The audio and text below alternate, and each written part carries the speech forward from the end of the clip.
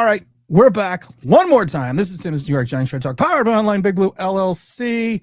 Oh, we had to do one more video. We had to bring it back one more time, and one more time only, because that's probably as much as I can stand him. It's Matt Sims, former NFL quarterback, Jet. I mean, that's the nicest thing I can say about the Jets. You were a Jet. That's a nice thing I could say. I appreciate it, and that's one of the nicer things I think that anyone's ever said to me. So I'll take it. You know, coming from the state of New Jersey, that is definitely one of the more pleasant ways to be introduced into a Giant show. So thank you. Oh, I was going to say, if that was one of the nicest ways, like people tell me all the time, well, you need to get some new friends. People told me last time you were on, I took it easy on you. And I said, no, I didn't take it easy on him. The topic did. But today's topic is going to be a little bit different. It's going to be all about Jaxson Dart. It was kind of about Jaxson Dart a little bit last time, but I want to get into the lineage of the Giant quarterback, first round quarterbacks. Okay. And you probably know one of them. I don't know, there's 3 on the list. You might have an idea who one of them is. But I want to talk about their rookie seasons, what they did well, what they didn't do well, and kind of talk about how Jaxson Dart can avoid certain things or maybe emulate certain things. Yeah. And I think as a former NFL quarterback, you might have a little bit of an insight. Yeah, I could maybe get lucky here once or twice today. So we'll see how it goes. I'm surprised too that the fans said that you took it easy on me. I don't understand what that means. Like, well, we're talking ball, bro. I don't understand why. You haven't been on a live stream yet. Yeah. Well, we'll get there eventually, and we'll see what the fans have to say in those moments too. So, but hey, we're here again. Let's see what happens. What one? Like I said, run it out one more time. One more time, baby. The Giants franchise quarterback situation is interesting to say the least. If you take a look, I mean, if we look at it right now, some people will say, now there's only been one quarterback that the Giants have struggled to develop any type of quarterback outside of Eli Manning. Of course, we know Daniel Jones was really the only one on the list, but they never really even took a true flyer on a quarterback. I don't really count like the likes of Kyle Lauletta or Davis Webb, because they were here basically for a cup of coffee. But the Giants had been known at certain periods of time in their lineage that they could find that guy, they could find that diamond in the rough, they could find the Phil Simms, they could find the Eli Manning. But recently, it just seems. And I know franchises go through a quarterback desert, but recently they just seem to have trouble. Is it finding anyone? Is it how they're scouting? Is it just because they didn't get lucky, or is maybe they just were going a different direction and thought they had talent on the roster? What from your perspective, why do you think that they've had so much trouble recently? There's so many issues and things that go into this in this discussion, and why it works, why it doesn't work, and sometimes it's more focused on the specific skill set of the player, the situation of the coaching staff, the depth chart on the football team, contractually where they are with certain football players on their team. Are they rising at that time, at the right appropriate time, with young, talented football players that have kind of built like a brotherhood together? Or are you getting this mixed bag, melting pot of, we got some vets, we got some young guys, but we really haven't quite established like our football team identity? And I think that's something that as football fans, we hear it a lot. We hear it all the time. Culture, the brotherhood, team, this military aspect of football. And I just want to let the fans know, whatever level of importance you think that is, as far as the success of a football team, you need to times it by 100, because it is everything. And if you go back through the history of why the Giants were good with the particular quarterbacks that you mentioned that did have success within the organization, I want you to name me who are those head coaches that were also associated with said quarterbacks involved. Well, you got Ray Perkins with number 17, with number 11. Of course, you have Bill Parcells and you have Tom Coughlin. No doubt. And not only that, Dan Reeves there towards the end of Big Phil's run in the 90s, and they were a damn good football team. And they had a tough out in the playoffs that year, and really probably could have been a team that maybe even made a run for a Super Bowl championship in that 93 year. So, hey, what are we seeing? We're seeing that combination of coach and quarterback. That mixture together is just so important. And that's something that I think, unfortunately for Daniel Jones, it was too turbulent of a time with the coaching staff and how the team was being built. And it just seemed like there was a lot of things underneath the surface of the water that was happening that he didn't really have any control of, nor did it give him the ability to really mature and develop in a sense that, they did buy into him as the guy. And with Eli and with my father, you definitely had those moments, I think, throughout their career. Who's your father again? Yeah, Big Phil. Yeah, big effort. The double sticks, man. I wasn't sure. I just want to double. I just thought maybe you just had the same last name. Yeah.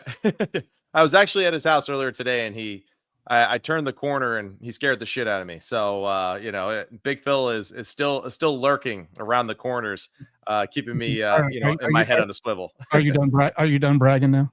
Are you done bragging? No, I mean, hey, it's not bragging when it's just the reality of my life. So everyone's like, what's it like with your father? It's just like, he's my dad. I don't know. And my dad happened to throw a football better than your father a little bit, and I don't know what to say, man. It's just, that was the crazy household that I was raised in. I thought football was a normal 9-to-5 job for probably about the first 18 years of my life. And then I realized, like, wow, okay, Big Phil's actually a pretty special individual. He worked at it. And I want to get off. I don't want to get off the topic, because anyone that knows the show, I get off the topic all the time. But you spoke about culture. Yeah. And everyone on the show knows that I played in high school. I played in college. I worked a little bit in the pros, and I understand the theory of culture. Yeah. But there's this word that comes around with Jaxson Dart a lot. And I'm an old timer, so I hear it. I'm just like, that's just fucking bullshit.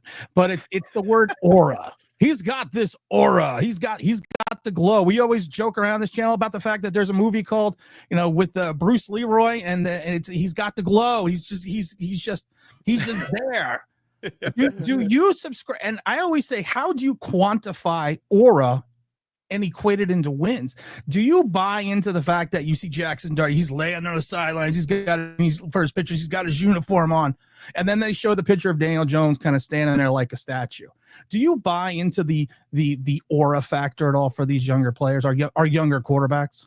Well, maybe I'll change the word for you, so maybe your old mind can adjust to the way that we see this. He has a presence, right? He has a presence, and when he walks into the room, there is a certain aura, vibe, or presence that enters the room with this person. And I think all of us throughout our lives, we've all had an experience or two where somebody walked into the room and you felt like there was some sort of shift, right? There was some sort of shift of energy. You could that person was there. Everyone's eyes and everything kind of started gravitating towards that person.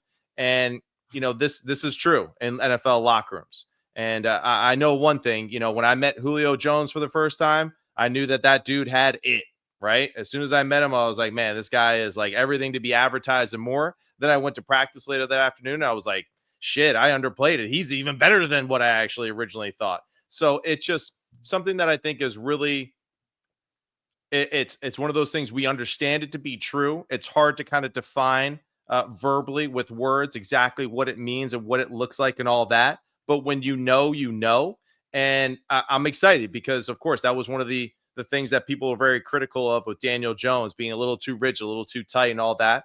And Jaxson Dart is the complete opposite of that. So for all the fans out there that were complaining about Daniel Jones and kind of how he carried himself, well, all right, now you have exact opposite, right? The polar opposite of that, and Jaxson Dart and the way he carries himself. And we'll see how it works out for him. But ultimately, I think all great quarterbacks and all great football players in general in the NFL, they do have a certain presence to them when they step onto the football field, when they walk into the locker room, when they speak in front of their teammates, where everybody stops what they're doing, they pay attention, they lock in, and they listen. And I've been privileged enough to be around the game long enough to see guys like Julio Jones do that to a team, to see Matt Ryan do that. And it's really impressive when you see those things live and in person, because it goes beyond what happens between the lines during the game. Yeah, Julio Jones, Matt Ryan. Yeah, well, I was talking to Bob, the bartender, because I know famous people too, because Bob was on Price is Right once. But if you take you're a little salty today. I don't understand. Then don't have me on the show if you're going to critique the world that I live in. All right. I was gonna start to like, I was thinking to myself, I kind of like him now. He's kind of an asshole. I'm kind of like I him. did see him more. someone in the comment section mentioned that we have similar haircuts, and that was very disappointing to me from our last episode. Yeah, So I'm having a bad hair day though. I'm not yeah, anything. Listen, when you hit your mid-50s and you still have this head of hair, you come back and talk to me. No doubt. I just want to know how much time it takes for it to actually go into that position perfectly, or do you just kind of wake up and it's just stuck there like that? Yeah, there you go. That's a dirty ass comb, man. That is a dirty ass brush, man. That is the product. That brush has been down here since before you were born. I'm sure it has. I'm sure. I'm gonna leave it at that.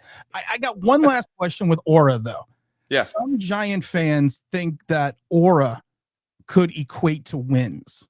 Right. Do you see that as like I said, do you see that as a quantifiable thing that, someone's aura or presence is going to, make teammates? They always say, especially a quarterback, you want to make the players around you better.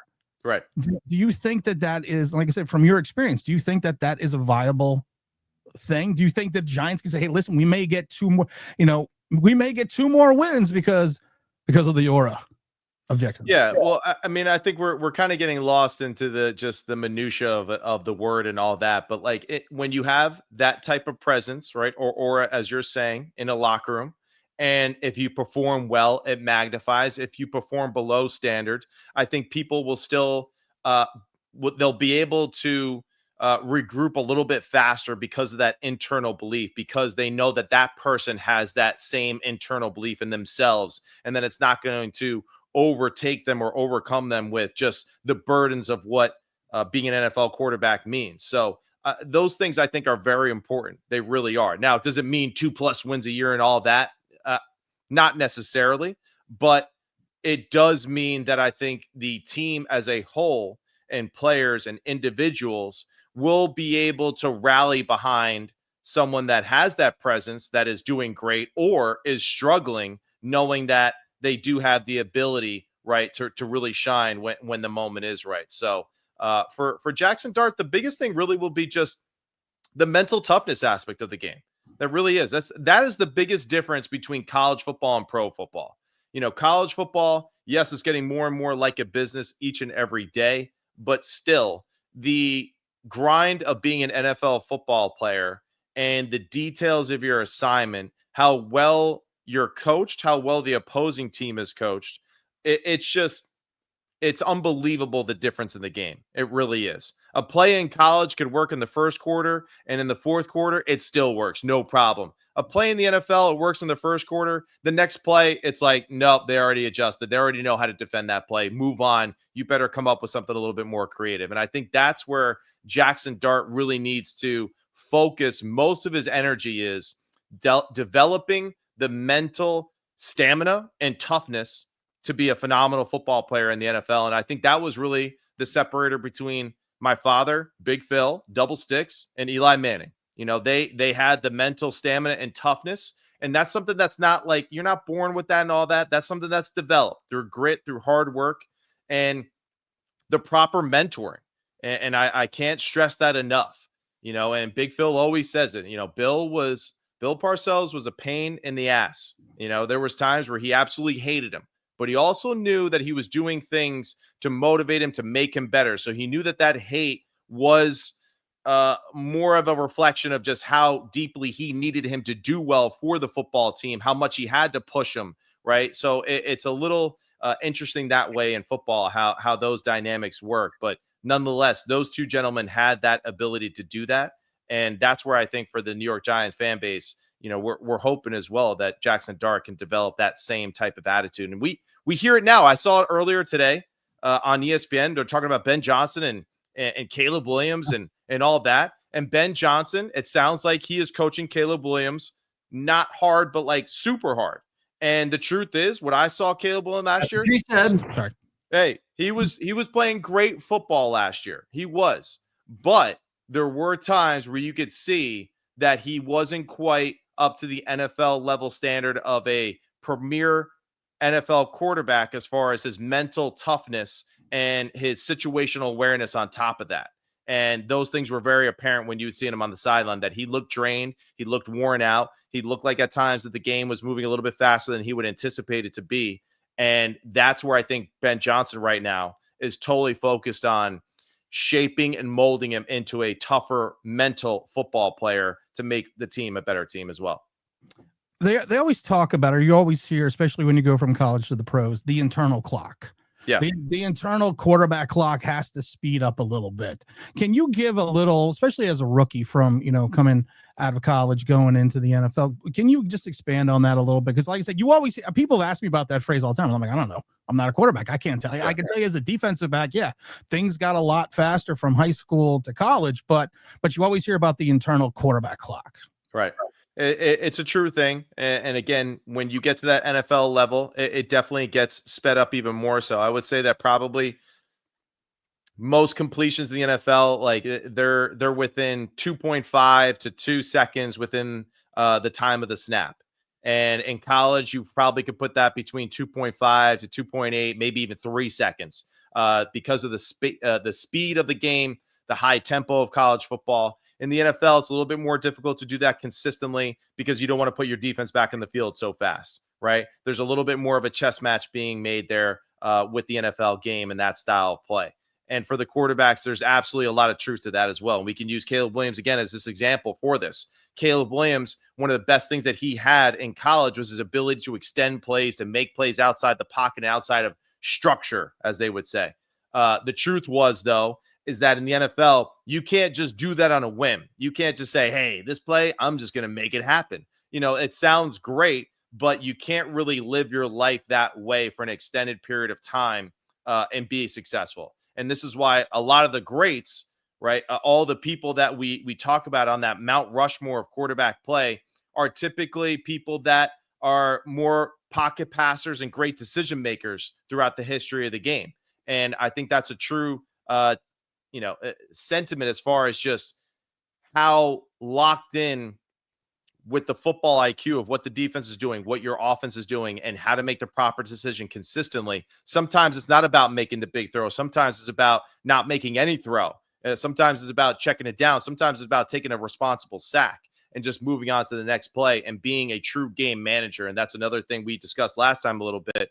People talk about game managing like it's like the most negative compliment ever. That is the greatest compliment you could receive as a quarterback, is to be able to manage the game, because that means that you know more about football beyond what your position says. You understand how your defense is playing, how your offense is playing, what your special teams is doing, what time in the game is it, where the ball is, right? What down and distance, what defense am I going to be seeing in this down and distance, in this particular situation, right? In a critical situation, how many timeouts do we have left? Do I down the football after this completion? Do I throw it about? Like all these things. To be a game manager is the greatest compliment that you could receive at the quarterback position. And I think that's something that, again, Parcells, Coughlin, and now we hope with Daboll and this quarterback class that we have here with the New York Giants, that we can see that type of game management style again, and then sprinkle in a few of those splash plays too when you are playing really good football. You're bringing up too many freaking good points, because I had another question, but I don't want to ask because I want to talk about the responsible sack, but I don't want to talk about that for a second because I got to, I am going to ask about that real quick. Then we got to get back on topic. Okay. You were talking about the responsible sack, the right sack. I was talking to, and I did a video on it yesterday with Howard Eskin, the Philly icon. He covered the Eagles and everyone for, I think, like now 4 decades. And he spoke about Eli Manning. And one of the things that he said about Eli Manning that he hated was it always looked like he went down before he got hit. Mm-hmm. And I was talking to him about it, and I said, well, to me, that's responsible. That's not taking the big blow, not putting yourself in a position to fumble. And he said, but he's done it his entire career. And I'm just curious, though, is that something that you can learn, or is that just something that's an innate ability that listen, I'm more likely going to get sacked here, I'm more likely going to get hit, but let me start the process of going to the ground and make sure that I can fight another down, or if it's second down, make sure I can get up for the third down. Is that something that you're just kind of born with, or is that something that you get a feel? Because Daniel Jones did not have that. Daniel Jones's pocket presence and his pocket awareness and his ability to sense pressure was really never there. But when you saw it with Eli Manning, like I said, it always looked like he just went down right before he got hit. Well, the one advantage I would say to start with Eli Manning is that he had a great college career, right? He was taught extremely well. He was bred essentially to be a quarterback, right? In a time frame where that really started to become a little bit of like the norm of the position. Right now you see it's like super hyper focused, right? We got kids that are training from 5 years old. They're going to be pros, right? And it's just like, it's too crazy. Could they go to a camp somewhere maybe in New Jersey? Do. Maybe they go to Sims Complete. I don't know, man. We'll see. But yeah, we're still waiting for you to show up and do your work. But I'm coming. You actually don't think I'm showing up. Yeah, it's all right. We'll figure it out when you get there. So, but to answer your question, or do my best to answer it, it is something that it's both are half true and half false, right? It's he has experience. He got better at the position and what the position asked him to do. Then the situational awareness and all that stuff and that growth, right, of playing, the game within the game, right, of being that game manager. Then with that experience and being able to manage the game, just the overall feel that you have outside of just, okay, this is the play, this is the read, that sixth sense, right, as we would say, essentially at our quarterback play. And with Eli, hey, we can go back and watch the tape when he was young in his first 2 or 3 years in the NFL. He took a lot of really big hits, and I'm sure a lot of really big hits that kind of changed a little bit of the DNA in his body in a sense. You mean the first game he played against the Eagles where he ran out of the pocket and Jeremiah Trotter nearly put him in coma? That would be one of them. That's absolutely one of them. And I think those unfortunate events for quarterbacks are unbelievable learning lessons for them. And Eli is a good enough athlete. And again, the surrounding cast and coaching staff and the structure around him allowed him to continuously get better at those things and develop that sixth sense even more.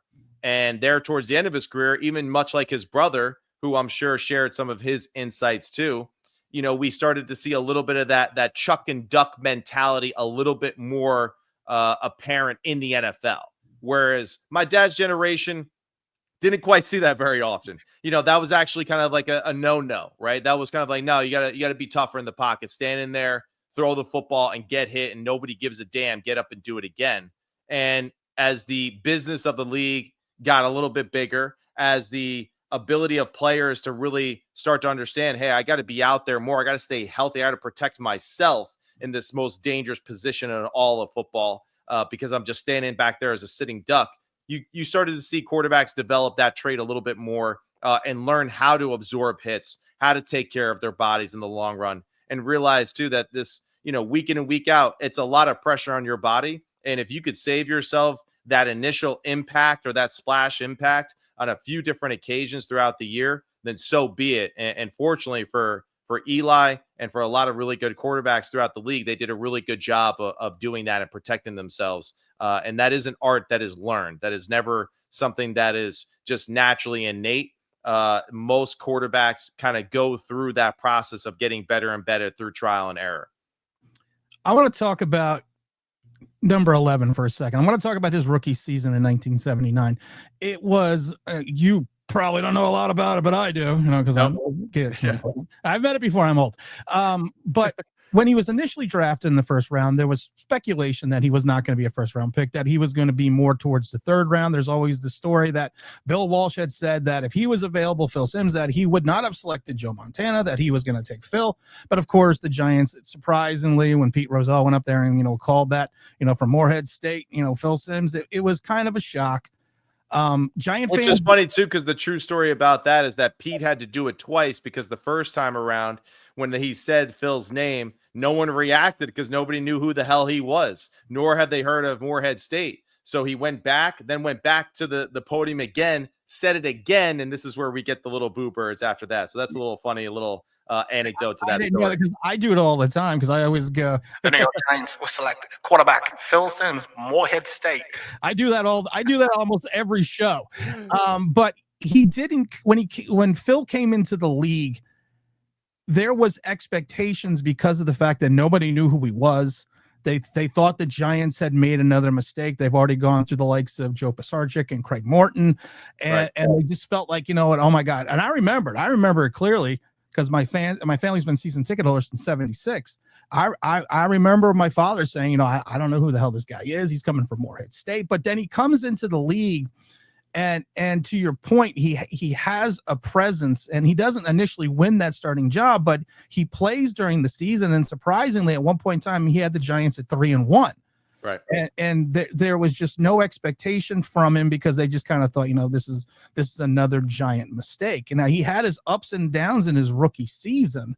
And I feel weird asking you these questions. I should be asking Phil these questions, but he had those ups and downs, but in some regards, in my mind, watching him from when he played in '79 to when he played in '84, when he was the first Giant ever to throw for 4,000 yards, and they made the playoffs that year, there was a progression outside of the injuries. Mm-hmm. But if you took a look at his rookie season, you know, he did finish second to O.J. Anderson in the Rookie Offensive, you know, Player of the Year award, but he really, I think he went over and above what fans thought he was going to be, and they kind of gave us hope that number 11 was going to be around for a little bit. Right. And when you take a look at Jaxson Dart, now Jaxson Dart, again, we traded up to 25 to get him. You know, some people had him early in the first round, some people didn't have him, but there's going to be in my mind a little bit, there's going to kind of be that expectation that we've taken this guy. Yeah, we got Russell Wilson, but like Phil Simms, we want to see him sooner than later. Yeah. How does Dave, and Dave, of course, is on the hot seat. How does he avoid, though, the trap in some regards that unless Jaxson Dart is not 100% ready, you got to listen to the fans. You got to listen to everyone else telling you, put him in. How does he avoid not doing that and maybe making a mistake with this kid in the first year? It's difficult to say, right? It's difficult to actually pinpoint and say what exactly is that right recipe for a young football player, right? And you know, to go back to what you mentioned as far as Phil, and not that I really know exactly the dynamics of what it was like there for the New York Giants in 1979 and their quarterback class and all that, like with what they had in their QB room. But still, I'm sure Big Phil showed up to camp and was probably the best athlete at the position. He was probably the strongest arm at the position. And despite him being country as hell from the middle of nowhere in Kentucky, he was still probably had all the attributes and checked the most boxes as far as like what you would like to see in a quarterback and his ability. And you know, that's something where I think, you know, back in those times, yeah, we didn't quite have Mel Kiper and the Todd McShays of the world going out there and saying, Todd, I don't know what you're talking about. Like, well, you know, it's just not the same, right? And, you know, Bill Walsh, like, yeah, he was going to draft him. He was going to make him the guy, right? And, you know, for what Bill saw, he saw a tough dude that had a lot of talent, that given an opportunity in a really dynamic offense that was way ahead of its time, we were going to do some really good things because he could see that he had all the other stuff, right, that was available at his disposal. And that's what we hope too for Daboll and Shane and Jaxson Dart as well.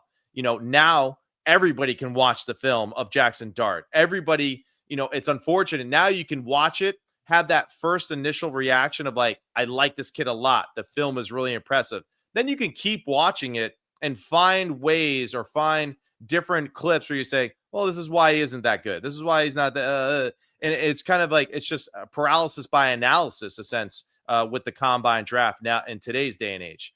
And for Jaxson, hey, it doesn't really matter, right? If it's a perfect situation, it's never going to be perfect. He's never going to be exactly what you expect. The key is, does he have the mental stamina and endurance and the grit, again, to go with it, like Big Phil, like Eli Manning, to go through these tough parts and to crawl through all of that BS and come out clean like Andy Dufresne on the other side of it. And that's the key. That really is. And we don't know that until we see it, right? And the people in the building won't really know until they see it. But that's really what it is for Jaxson Dart, because it's not going to be perfect. It is going to be difficult. He is going to get, you know, beat up a little bit, and he's going to make mistakes, and he's going to throw interceptions. And you know what? If I was a quarterback coach, I would say, hey, Jaxson, welcome to the NFL. Drop back, trust your instincts, cut it loose, have fun, dude, and we'll coach up everything else after the fact. But I can't coach timid. I can't coach scared. and I can't coach someone that's trying to, pad their stats or to play perfect, because it doesn't exist. And the quarterbacks that do play that way, they really haven't been ultimately that successful in recent time in this Super Bowl era. So for Jaxson, again, we see the talent, the athleticism, right? He definitely is tough as hell. The way that he ran in the SEC, played against a lot of football players that are going to be playing on Sundays with him this year and years to come.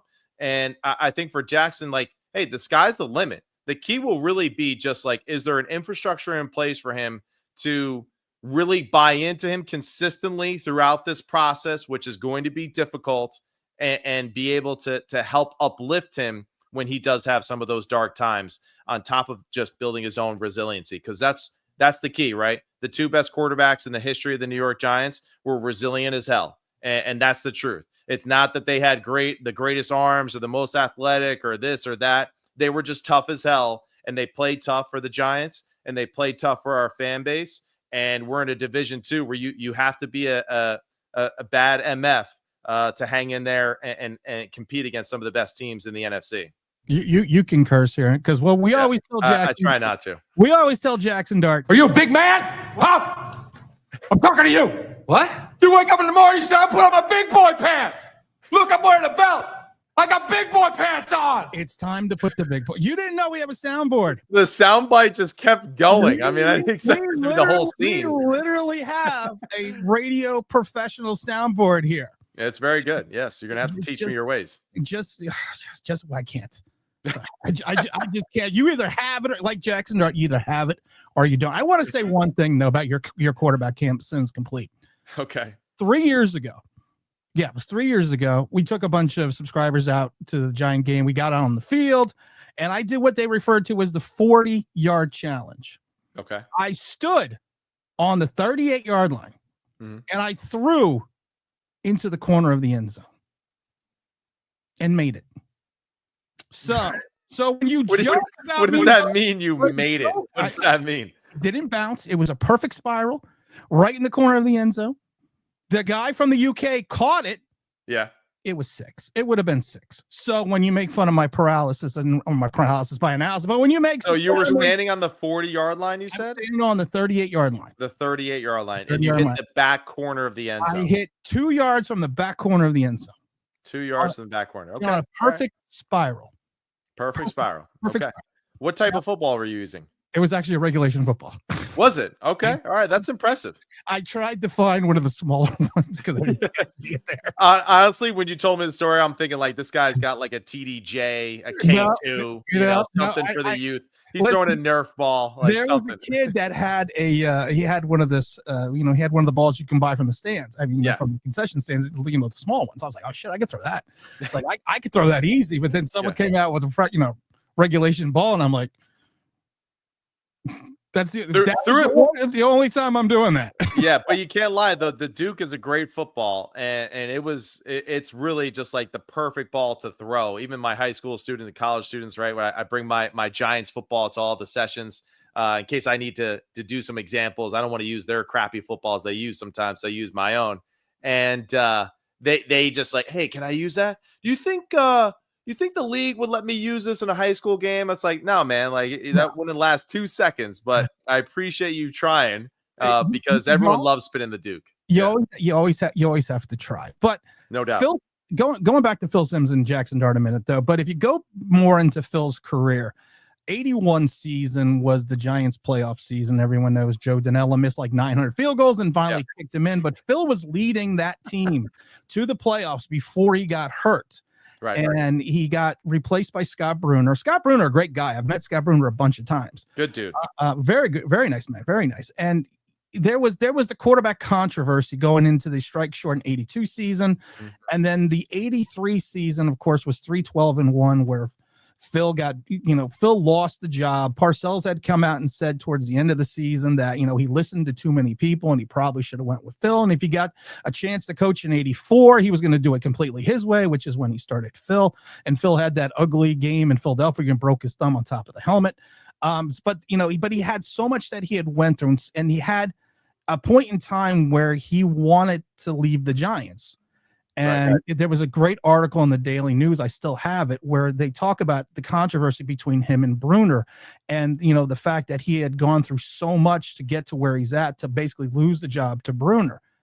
You take a look at Jaxson Dart right now. He's got Jameis Winston ahead of him, allegedly, and he's also got a pros pro and Russell Wilson sitting there ahead of him as well. So he's not going to have the adversity that your father did, but he's going to have to climb that depth chart in his own regards. Yeah. What can he do? Either, is it going to be in a weekly thing? Is it going to be a daily thing? It's going to be every practice. What can he do to help himself kind of elevate himself a little bit higher, maybe moving ahead of Jameis, maybe challenging, Russell? What can he do as such as yourself, new in the league? What can he do to help compete to move up that ladder?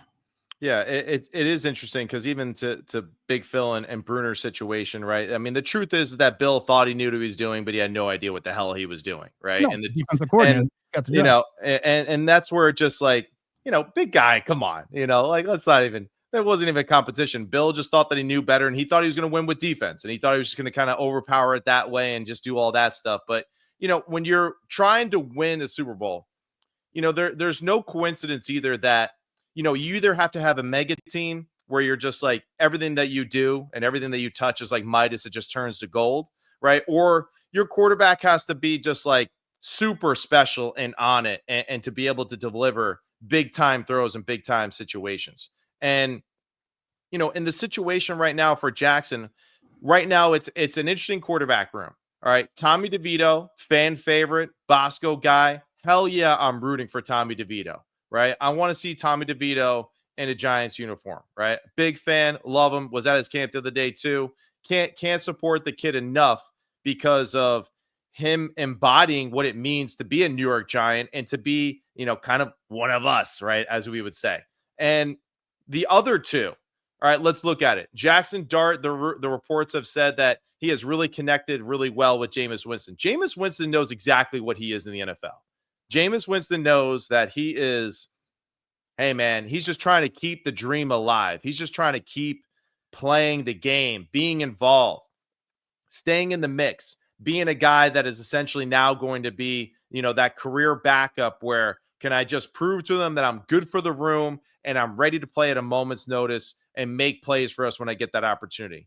For Russell Wilson, I'm sure it's a little awkward because Russell's still trying to hang on to, I'm Russell Wilson. I'm one of the top quarterbacks in the NFL. I'm a great leader. I'm a Super Bowl champion, all these things. And, for us as fans, it sounds great, but that's why I said to you last time we were on the show together, Russell could be 3-1, 4-1 and get the hook the same way that Justin Fields got for Russell in Pittsburgh. And that's because, he might be playing in a style that is more so protective of his own brand, not necessarily for the brand of winning and the team and all that kind of stuff. Not to say that he's not a team player, but when you do get to that level of playing the game, there are other things that you have to start to manage, and I think this is one of the best scenes ever in The Replacements. And I'm sure everyone at home, right? You've seen The Replacements, right? That scene where that quarterback, he crosses the picket line and he plays Gene Hackman. Hey, so-and-so was open. Why didn't throw it? He's just like, hey man, that's just the way that I play, because he had developed enough experience over time where like he wasn't going to take the chance. He was going to take a completion. He was going to move on. He was going to play the long game of it. And that's where I'm kind of curious to see if that's where Jaxson Dart can kind of make most of his ground up by being the young quarterback that really isn't afraid to just say, yeah, he's open. I am going to cut it loose in this small window. That is Malik Neighbors in a one-on-one situation. I am going to take that opportunity and let it go. Compared to maybe a Russell Wilson who'll say, I'm not going to do that. Let me check it down to the running back. I'll come back and revisit that another time. I'll give them a good answer too in the meeting room as well, because I am well-versed in how to speak quarterback talk and to make it look like my decisions were super sharp and on point.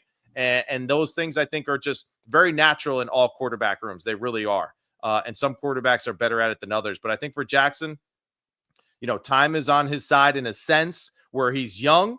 But at the same time is not on his side because Dayball, like you said earlier, He needs to impress the fan base. They need to have a solid season. They need to be more productive offensively. So I think Kafka and Dayball definitely have their hands full with that. But still, if Jaxson, continues to develop that presence or aura, as you like to say, on top of just his natural God-given ability and his hard work, and then developing just the understanding of what they are trying to accomplish offensively, I think the team will be able to rally around him really quickly. We love Tommy DeVito here. I mean, that he is. We have. I'm not going to play the whole thing, but we have the best Tommy DeVito soundbite ever. Jersey Shore. Tommy. Oh, we go into a whole thing. Well, we love Tommy. We are the king of creating sound bites here. I mean, he leaves. I'm effed because I love that sound bite because I go into the whole dance. I go into everything now.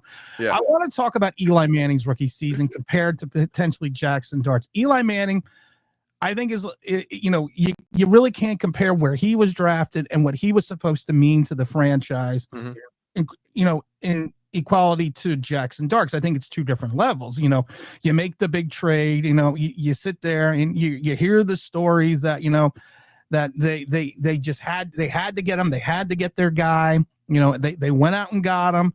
But when he came into the league, he came in at a time where the Giants weren't that great. They had Kurt Warner at quarterback. Yep. He played on a pretty poor offensive line at time. He got himself killed. I go back to the Ravens game. You kind of felt bad for him, but you knew the situation that he was in. Well, I wouldn't say it was a bad offensive line. There was good pieces that haven't developed yet at the time. Ooh, right? Because you did have Sean O'Hara, you had Chris Snee, and you had David Deal. They, those three cats, they're pretty good football players. Now they were only, and I want to say for two of them, maybe the second or third year of their career. Right. So they were guys that were, unfortunately, they were going through the ringer of how do we become a professional offensive line? Because eventually that crew did come out and really take care of Eli for essentially the rest of his career. Exactly. Thank you for correcting me because that's always what a host wants for their guests to do, to come out and correct, because I've seen it. Oh, you see the light? I see the light. I've seen the light now from here. But when he came into, now I'm just going to roll light on because when he came in though, when Eli came into the league, like I said, he had that first round aura. Mm-hmm. You like that aura? Yeah. I'm following. Yeah. I'm making sure you're following because it's for the young kids in the audience. It wasn't as good as you thought it was, but yes, I'm following. I tried. Yeah. Never said I was good at this. But when he came into the league, he was supposed to be the savior. He was supposed to be the guy, and it showed early on that he wasn't ready. Right. And for whatever reason, he just wasn't ready to that last game of the season where they won. Is there any concern that Jaxson Dart is, I've said this before, he is an injury away and a 5 interception game away from playing earlier than most people would want him to.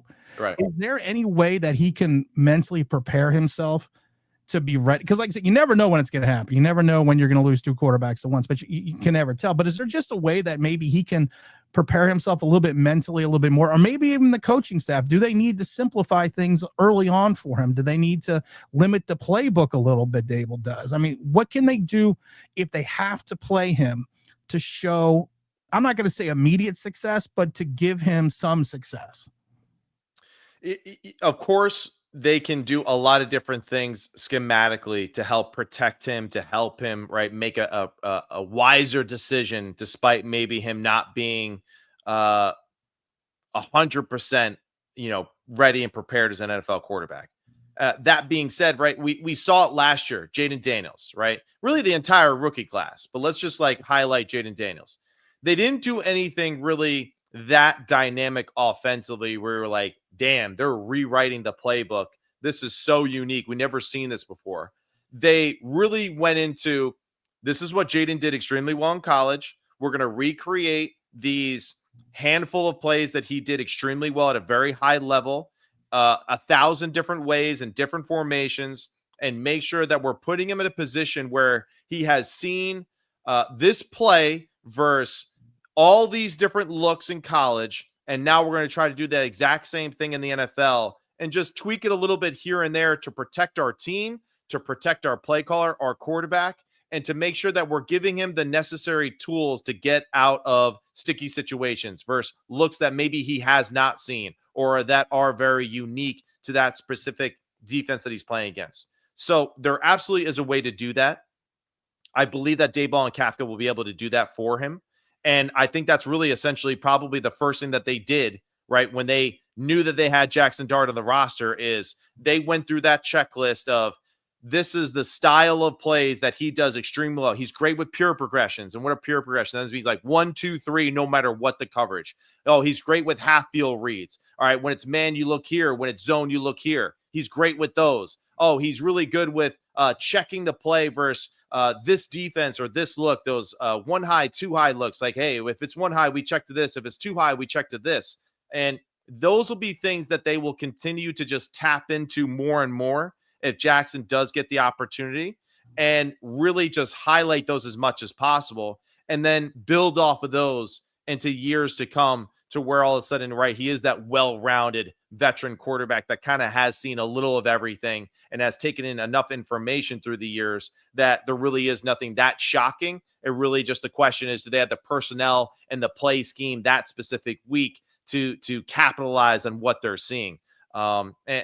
Hey, to go back to what you were saying earlier with Eli too, right? And the offensive line that kind of struggled early on in his career. You know, let's go through to, I'm looking at the roster right now because I was just curious as you were talking about it. You know, New York Giants fans, let me know if any of these names ring a bell to Eli's supporting cast there in New York and early on in his career as a starting quarterback. Plaxico Burress, Amani Toomer, Jeremy Shockey, Tiki Barber, Sean O'Hara, Chris Snee, David Deal. Oh yeah, Michael Strahan. You know, we're talking about some guys that, like, they know what the hell is going on at the NFL level. Super productive football players that are tough as hell, right? That really helped the quarterback amplify his skill set and his ability. The question we have to ask ourselves is, Jaxson Dart, if he has that opportunity to play this year, do we feel that same way about the surrounding cast that he has right now, the same way that we felt about a young Phil Simms or a young Eli Manning with their surrounding cast when they get that opportunity? Because it really does take a village. And I think quarterbacks, we get a ton of praise, and naturally so, because of the position and just what it entails. We get a ton of criticism, of course, because of those same reasons. But we also, I think, tend to look away from very important key features when we talk about these players, and it goes to coaching staff. Hey, Eli had some pretty damn good coaches. Big Phil had some pretty damn good coaches. And now, right, does Jaxson have the supporting cast and the coaching staff that'll help him groom in and grow into being a premier NFL quarterback? And those are things that, like, hey, we can't answer those right now, right? That remains to be seen. We think that it's there. We want to Bleav that it's there. But again, you know, as we always say, hey, we'll see. But still, optimistically, I do think that Jaxson Dart does have a lot of good pieces to feel comfortable going into his rookie year, if he does have the opportunity to play, to at least salvage, right, a positive impact on the coaching staff, management, and the fan base as well. I never want to call a career a failure, especially when you make it into the NFL and you stay for an extended period of time, because of the fact that how many players are actually make an NFL roster and play. But you take a look at Daniel Jones, and their Giant fans worry that there may be some pitfalls or some traps that Jaxson Dart may fall into. And some fans are not worried, but I've heard talk to some fans are like, well, you know what? It's they're just going off the whole Eli thing. They're following the old lineage with Jaxson Dart. And I'm, like I said, we've said it on this show before. I'm not superstitious, but I am a little stitious. We are very superstitious here, so I kind of like that lineage. But when Daniel Jones came in, he had some success that first season. He had some. If you take a look at the totality, especially the Tampa game, but people forget in the Tampa game, I Bleav he completed less than 45% of his passes. It was and Tampa at the time had some issues, and they actually, Jameis Winston drove them down to the, to the into field goal range, and they missed the field goal at the end of the game because, maybe the story of Daniel Jones changes a little bit if they make that field goal and he plays well, but they don't win. Lord only knows. But there is just, people just have this sense that Daniel Jones was a failure here because of the fact that he didn't succeed to the playoffs. He had the one playoff, appearance, but he really did nothing else. And they're concerned that the same coaching staff that worked with Daniel Jones is here for Jaxson Dart. And I can understand that they take a look at Kafka, they take a look at Dable, and they kind of say, well, you know what? Dable came in under the impression that he could make Daniel Jones a quarterback. Right. If there are any pitfalls or if there's any way they can avoid certain things with this kid, what can the coaching staff maybe do differently, or maybe nothing? Maybe it was just the player itself. But what maybe can they do a little differently so you can find some success for this kid and maybe maturate him into an entire career and not have a Daniel Jones situation? Yeah, it's difficult to really say exactly what the right answer is for this situation because, again, it just there's so many variables that are attached to a player's success and individual success because it does transcend beyond the individual in so many ways. And if we go back to even Phil or Eli's career, we can look at the win-loss record and all of that, right? And everyone's going to say, well, yeah, hey. Now, Eli, a little different, the generation, like as far as being a little bit more pass-happy, a little bit more friendly as far as protecting quarterbacks and the defense is not being able to be super aggressive against tackling quarterbacks or sacking them and being aggressive with receivers on the outside, right, for the majority of his career.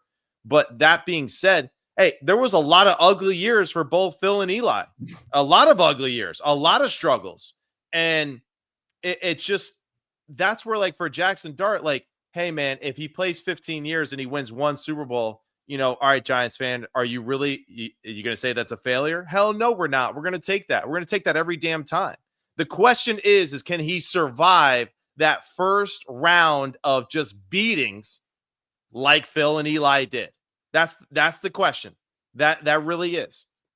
Can he show enough physical attributes that, depending on whatever happens with the coaching staff, that the new coaching staff says, hey, this is our guy, right? The same way that it happened for Phil from Parcells, and then, of course, that little hiatus, and then for Dan Reeves to come there at the end. Big Guy says it all the time. He's like, when Dan Reeves walked in, he was shocked by how good I was, right? And this is a guy that's been coaching the NFL for his entire career. And Big Phil tells a great story about how he was golfing with John Elway one time, and then they got word that Dan Reeves was going to be the new head coach of the New York Giants. And John looked at him and was just like, man, he goes, I hate it, because Dan's going to love you. He's going to love you, and it bothered him because he knew that Dan and Phil were going to connect, that they were going to be able to do some really good things together, that they were going to be able to make each other better. And that's exactly what happened there in that 93 season. That's why they did do some really good things together, right, as a head coach quarterback combination. For Jaxson Dart, that's going to be the same situation. Can you endure those really difficult parts early on in your career and, again, be able to learn from it, get better, not let it define you, and keep working through it?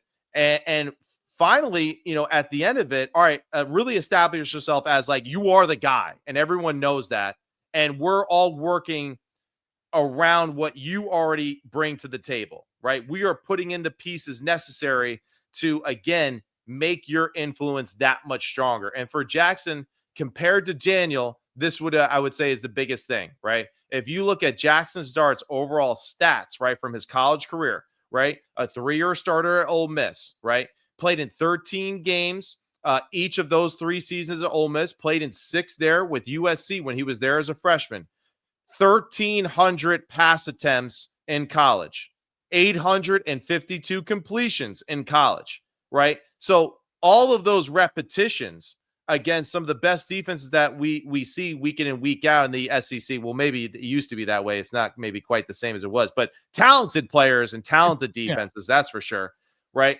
We know that he has that experience of struggling and correcting and getting better, and a program that continued to build him up into this first round talent, right? With Daniel Jones, unfortunately, with Duke, very small sample size. Didn't get many starts as a starting quarterback in college football. And I would say for me, in my short period of time of doing media and all that kind of stuff, right? Starts and experience in college to me, I think might be the number one box that I would have to check off for all my quarterbacks. That's the reason why I like Dillon Gabriel. I like Dillon Gabriel a lot as a prospect because I know that he's played the position a lot. And also that he has been the dude everywhere he's been, whether it was Central Florida, right? Whether it was at Oklahoma, whether it was at Oregon, right? He was the guy that really was the centerpiece around that franchise each and every stop. So I have faith in Dillon Gabriel being able to transition to the NFL level because he was able to do that for himself in those three different situations. We saw that with Jaxson Dart do that, right? From USC to Ole Miss, and then Lane Kiffin constantly just building and making him better, building the offense around him and his skill set to fit him really well.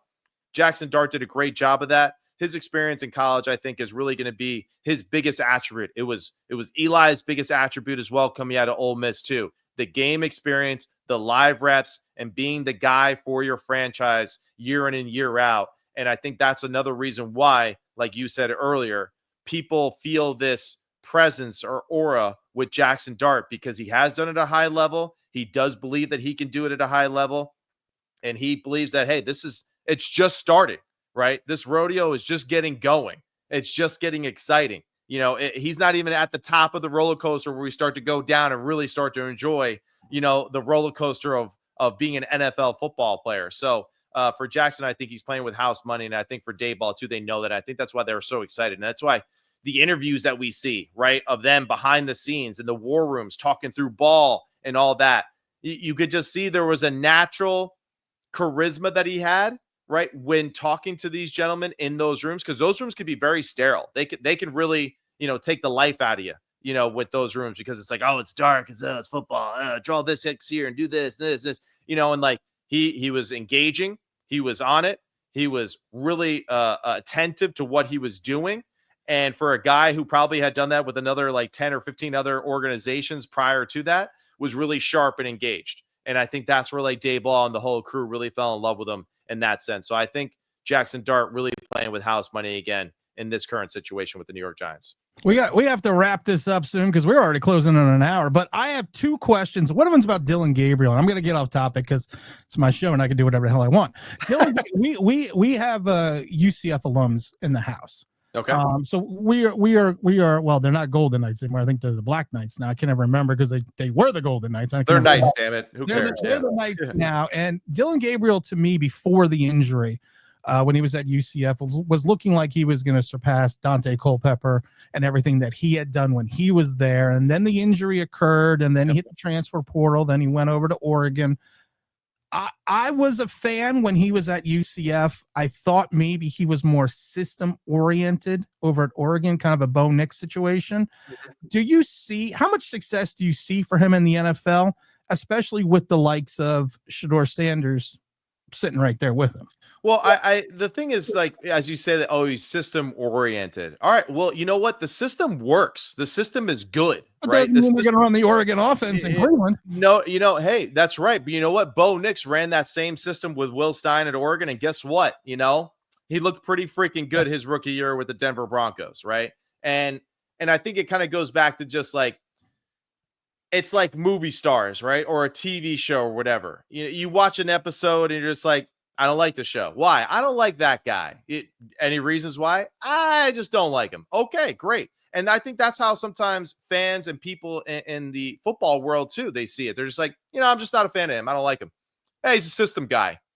What the hell does that mean? Yeah, they're well coached. All right. Well, you going to be mad at them for being well coached? I mean, damn, he's the quarterback. He's still got to make the decision. He's still going to hang.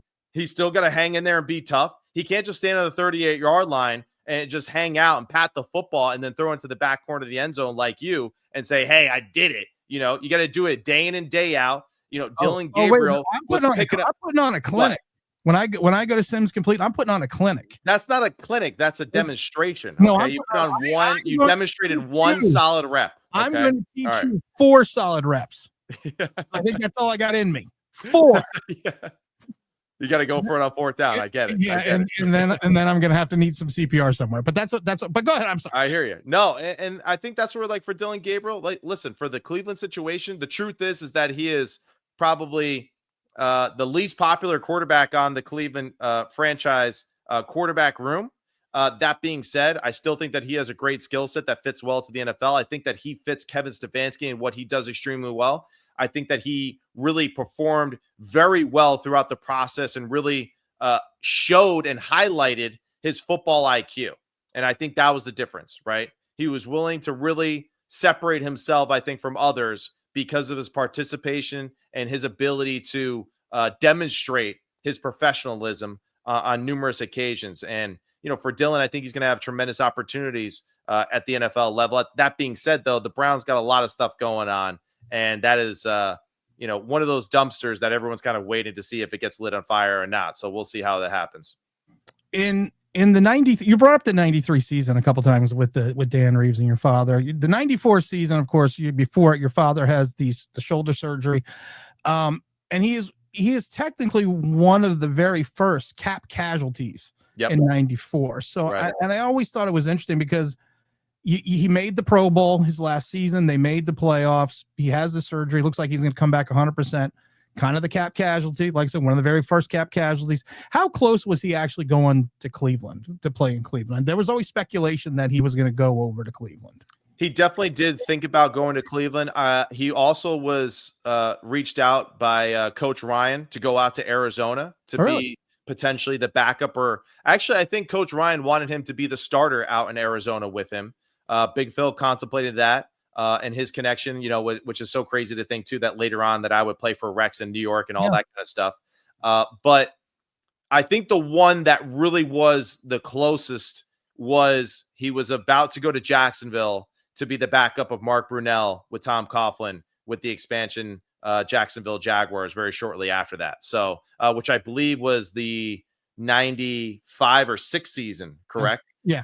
Yeah. So I want to say, was that their first year? 96? I Bleav 95 was their first year. 95 was the year. I want to say 95 was. Yeah. So he was closest to continuing his career with Tom Coughlin, the Jacksonville Jaguars, and being the potential backup for Mark Brunell down there. That was the closest that he came. And that's where I think Big Phil too, a small story about him behind the scenes. Big Phil, I think, was a big influence too when Brett Favre playing as long as he did. Brett, during one of the games or interviews before one of the games asked Big Phil, like, hey, what do you think I should do? What should I, what do you think, you would do in my situation? And I'm pretty sure Big Phil, not to quote him exactly, but to paraphrase him, just said, hey man, keep playing as long as you can. And if they want to keep signing you up, then just keep doing it. And, Brett did some really good things after his time in Green Bay. And I think for Big Phil, there might have been like that small amount of regret that maybe he probably wouldn't admit, but just like continuing to play the game and be a part of it and all that kind of stuff too. Because for football players, it's a little bit better now because the world is a little bit more open, I think, for everybody now to participate and to kind of do a little bit of this and that on top of being a professional athlete. Back then, you were a professional athlete and that was it. And for Big Guy, I think, like for most athletes, very difficult to transition into just normal day-to-day civilian life. And that's why I credit him for, making that transition into broadcasting, doing so well that he did with that.